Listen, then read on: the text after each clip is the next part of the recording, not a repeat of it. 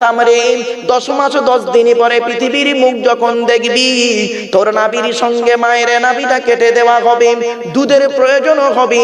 তাই আমি আল্লাহ করেছি কি, তুই যখন তোর মায়ের পেটের ভিতরে ছিলিস, তোর মায়ের শরীরের 80 ফোঁটা রক্তকে ফিল্টার করি তুই আসার আগেই তোর জন্য তোর মায়ের স্তনের ফোঁটায় দুধ আমি আল্লাহ আগেই পাঠিয়ে দিয়েছি। বন্ধুরে, মা কি জিনিস, বাপ কি জিনিস। জীবনে কোনোদিনই বড় বুড়ি বাম্মাকে কাঁদায়ও না,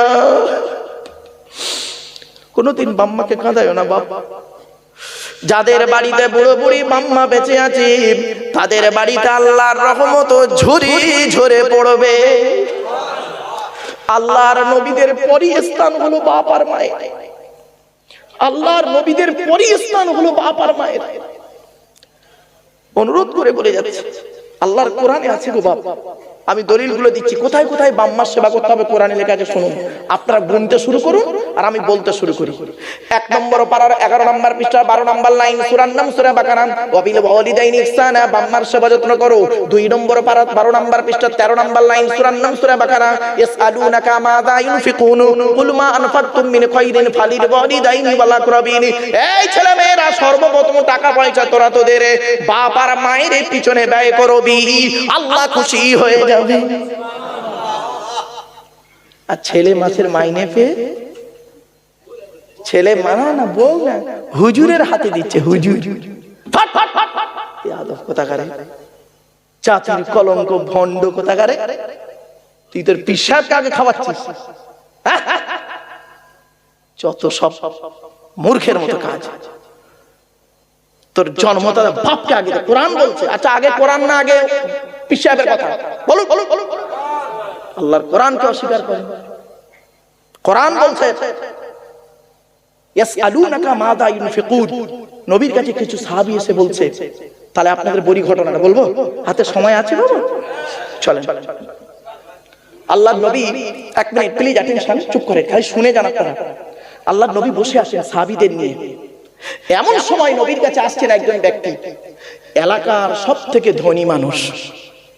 এলাকার, শুনেন বাবা, শুনে নিন, এলাকার সবথেকে ধনী মানুষ লোকটা আসছে নবীজির সঙ্গে দেখা করতে। সাহাবীটার নাম কি শুনে নিন। 1 মিনিট বাবা, সাহাবীটার নাম শুনুন, আমর জামু। কি বললাম বাবা? নামটা একটু বলেন, উচ্চারণ করে। আমর জামু।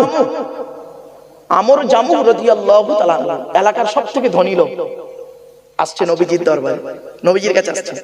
নবীজির পাশে সাহাবীরা সব বসে আছে। তো একজন সাহাবী বলছে, ইয়া রাসূলুল্লাহ, এলাকার সবথেকে ধনী লোকটা আসছে আপনার কাছে। এলাকার সবথেকে ধনী লোকটা আসছে, আমর জামু। তো নবীজি বলছে, আচ্ছা বাবা, আসতে দাও। এলো, আসার পরে সালাম করলো। নবীজি সালামের জবাব দিলেন। নবীজি বললেন, তাফাদ্দাল ইজলিস ফি হাযাল মাকান, বস। তার সাহাবীটা বসে আছে। কিছুক্ষণ পরে ওই সাহাবীটা নবীকে প্রশ্ন করছে, ইয়া রাসূলুল্লাহ, আমার একটা প্রশ্ন ছিল। বলো না, বলো বলো। তো বলছে, ইয়া রাসূলুল্লাহ, আল্লাহ আমার অনেক অর্থ দিয়েছে, টাকা পয়সা দিয়েছে। তা টাকা পয়সাগুলো কোথায় ব্যয় করে গেলে কিয়ামতের মাঠে একটু নাজাত পাবো? আপনি বলে দিন, আমি টাকা পয়সা সেখানেই দান করে চলে যাব। আচ্ছা, প্রশ্নটা আপনারা বুঝতে পেরেছেন? বুঝতে পেরেছেন? ব্যাস, উনি প্রশ্নটা করে বসে আছেন। কিছুক্ষণ পরে জিবরাইল এলেন। জিবরাইল এলেন, এসে এই আয়াতটা তখন নাজিল হলো। এই আয়াতটা নাজিল হলো। এই জন্য আপনাদের বলি বাবা, কোরআনের তাফসীর শুনতে গেলে যিনি কোরআনের তাফসীর করবেন তার 25 রকমের জ্ঞান থাকতে হবে, তবে সেই লোকটা কোরআনের তাফসীর করার যোগ্যতা রাখে। বাপেরা, অনুরোধ করে বলি বাপ, চলেন কোরআনের আলোচনা কি। আচ্ছা, কোরআনের পরিচয় তো আপনাদের দেওয়া হলো নি, কোরআনের পরিচয় দিইনি, নবীর পরিচয় দিইনি আপনাদের। তো যাই হোক, একটু পরে দিচ্ছি। আচ্ছা, কোরআনের পরিচয়টা দিয়ে দিই। কোরআন আল্লাহর তরফ থেকে জিবরাইলের মাধ্যমে হযরত মুহাম্মদ সাল্লাল্লাহু আলাইহি সাল্লামের উপরে আরবের মক্কা নগরের নিকটবর্তী একটি গুহা, গুহাটির নাম হলো হেরা। হেরা নামক গুহাতে 610 খ্রিস্টাব্দে 1 ফেব্রুয়ারি সোমবার, কত বললাম? কত খ্রিস্টাব্দ? হ্যাঁ 610 কি বার? তারিখটা 1 ফেব্রুয়ারি, মনে থাকবে? 610 খ্রিস্টাব্দে 1 ফেব্রুয়ারি সোমবার কোরআন নাজিল হয়েছে। আর আজকের কত তারিখ? 2025 খ্রিস্টাব্দ আর 25শে জানুয়ারি নাকি বার? হ্যাঁ 25শে জানুয়ারি কি বার? শনিবার। আজ বাড়িতে গিয়ে মাইনাস প্লাস করবেন। 2025 25শে জানুয়ারি শনিবার, আর ওটা লিখবেন 610 খ্রিস্টাব্দের 1 ফেব্রুয়ারি সোমবার।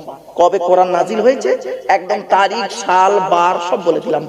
চলো চলো, কোরআনের প্রথম আয়াত হলো ইকরা, রিড, পড়ো পড়ো পড়ো।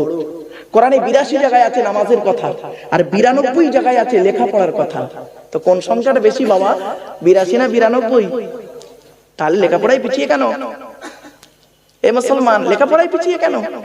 মুহাম্মদ সাল্লাল্লাহু আলাইহি ওয়াসাল্লাম এই জন্যই বলেছিলেন উতলুবুল ইলমা মিনাল মাহদি ইলাল্লাহ, দোলনা থেকে নিয়ে কবর পর্যন্ত লেখাপড়া শেখো। বাবা 1994 সাল থেকে ওয়াজ করছি, আজ আমি বয়সটা কচি নাই, সব পেকে গেছে, পাকা, এ সব পাকা। আমি মেহেন্দি করেছি বা তাই একটু লাল হয়ে আছে, নইলে সব সাদা।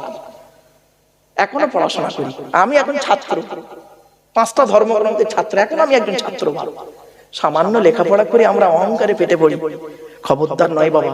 পৃথিবীতে আল্লাহ পাক অহংকারকারীকে পছন্দ করে না, খবরদার নয় বাবা। চলুন এবার আসছি কোরআনে ইয়া আইয়ুহাল্লাযীনা আমানু আছে 88 জায়গায়। কত কত কত? কোরআনে আছে 250 রকমের হারাম। কত কত কত? 250 রকমের হারাম। বাবা মুরব্বি বাবাজি আসুন না স্টেজে, এখানে বসেন না বাবা, চেয়ারে সুবিধা হবে বাবা, আসেন না, চলে আসেন।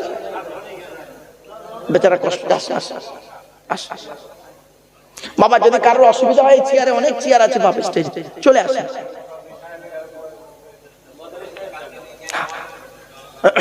আমার বাপেরা, যদি আরো কারো যদি বসতে অসুবিধা হয় বাবা আসেন, অনেকগুলো চেয়ার আছে গো বাবা।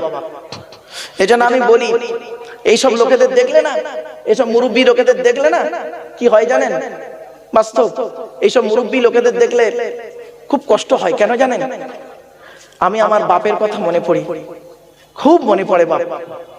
আমি যখন ওয়াজ করতাম, আমার আব্বা করতেন কি, আমি স্টেজে ওয়াজ করছি, আমার আব্বাজি করতেন কি, উনি জেনারেল শিক্ষিত মানুষ ছিলেন, হালাল খানেওয়ালা মানুষ ছিলেন, জেনারেল শিক্ষিত মানুষ।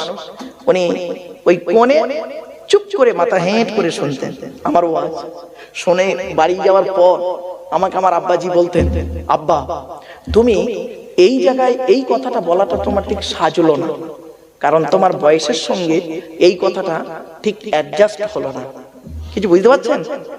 আমার বাপই আমার সব থেকে বড় টিচার, আমার মা হলো আমার সব থেকে বড় শিক্ষিকা। এজন্য আপনাদের বলি, পেটে ধরলে মা হওয়া যায় না, জন্ম দিলে বাপ হওয়া যায় না। বাম্মা হতে গেলে অনেক রেসপন্সিবিলিটি আছে, দায়িত্ব আছে গো বাপ। অনুরোধ করে আপনাদের বলি, মাম্মা যে কি দায়িত্ব, আসুন নবীর হাদিস আর কোরআন থেকে দলিল দিলে বুঝতে পারবেন। হাতে টাইমের ব্যাপার তো বাপ। চলো এবার আসছি, কোরআনে আছে 82 জায়গায় নামাজের কথা, 92 জায়গায় আছে লেখাপড়ার কথা, এগুলো মনে রাখবেন খালি। 88 জায়গায় আছে ইয়া আইয়ুহাল্লাযীনা আমানু, 88 জায়গায়। আর 250 রকমের হারাম আছে। কত কত? আচ্ছা ক রকম হারাম জানেন? মদ খাওয়া, সুদ খাওয়া, ঘুষ খাওয়া, বিয়ের পণ্য